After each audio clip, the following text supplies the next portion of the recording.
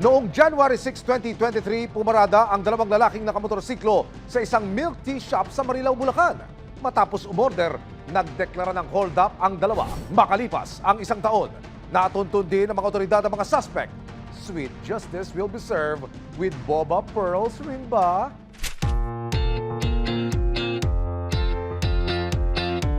Sa panahon ngayon na napakainit, patok na patok ang mga milk tea. Pero ano ang gagawin nyo sakaling ang inyong milk tea shop na pinasok ay hinold up? Ito ang nangyari sa milk tea store ni Antoinette. Di niya tunay na pangalan noong Enero ng nakaraang taon.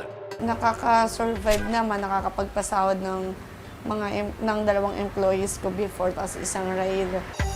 Isa ang kanyang staff na si Mia sa pinakamaasahan daw niyang tao sa tindahan. Kami po nagpe-prepare po lahat. Iba-iba po yung ano niya. May snacks, may silong, may milk tea. Pero ang flourishing na business nagulangtang nang pasukin ng dalawang lalaki na nagpanggap na customers. Hanggang 9 PM, nag-a-accept kami ng dine-in. Pero pag lumagpas na, hindi na. Kaya din namin sila pinapasok dito kasi nga po, umuulan-ulan. So, pinag-dine-in po namin.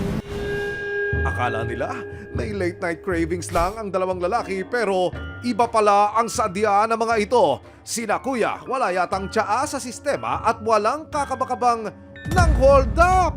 Umorder po sila ng top silog at saka ng pork silog. Nagulat na lang ako. Bigla nilang pina-take out. Tapos nung time na binalikan nila yon, doon na sila nag-declare ng hold up. Sa CCTV footage, makikita kung paano pumasok sa counter ang mga suspect. Sinundan na yung asawa ko.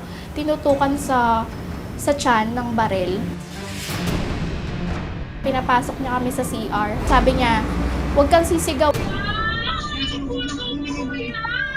Pero maririnig pa rin sa CCTV ang pagsigaw ni Mia. Naku Mia, quiet ka nga raw muna. Kitang-kita sa CCTV footage ang pang-hold up sa isang milk tea shop sa Marilao, Bulacan noong January 6, 2023. Mga gadget tulad ng cellphone, laptop at perang aabot sa 12,000 pesos ang nasyaron daw ng mga kawatan. Pati ang mga nagtatrabaho sa tindahan, tinutukan ng baril.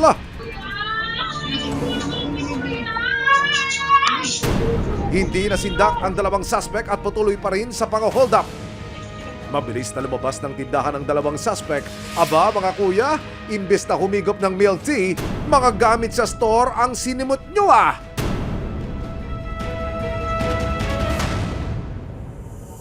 Habang namamahinga sa bahay ang may-ari na si Antoinette, tinawagan na siya ni Mia para ihatid ang masamang balita.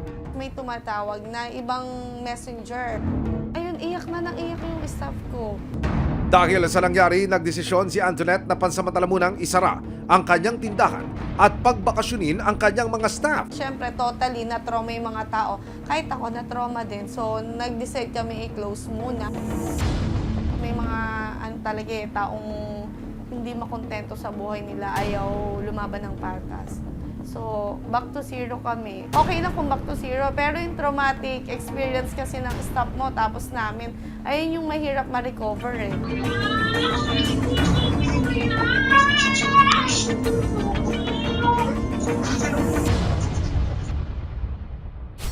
Agad na nagsampa ng kaso ang may-ari ng tindahan sa police station.